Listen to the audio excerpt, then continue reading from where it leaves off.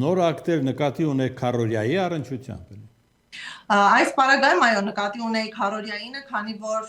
քարորիա պատերազմի ընթացքում մենք ոչ թե ունեցել ենք իզոլացված պատերազմական հանցագործությունների դեպքեր, այլ օրինաչափ վարքագիծ, ահաբեկող պրակտիկա, եւ մեր փաստաբանական թիմը փաստագրել է բոլոր խախտումները եւ յուրաքանչյուր խախտման առնչությամբ ներկայացվել են գործեր միջազգային դատական ատյաններին։ Նշեմ, որ մենք ունեցել ենք նաև այլ գլխատման գործեր,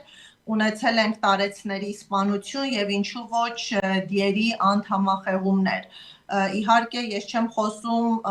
մարտական գործողությունների հետևանքով հրետակոծությունների արդյունքում բնակչությանը պատճառված վնասներին, այդ թվում մարդկային վնասներին, մենք խոսում ենք այն միտումնավոր հանցագործությունների մասին, երբ ադրբեջանական զինված ուժերը իրենց վերահսկողության ներքո ունենալով էթնիկ հայերի կատարել են ծանրագույն ոճրագործություններ հենց հակամարտության շրջանակներում։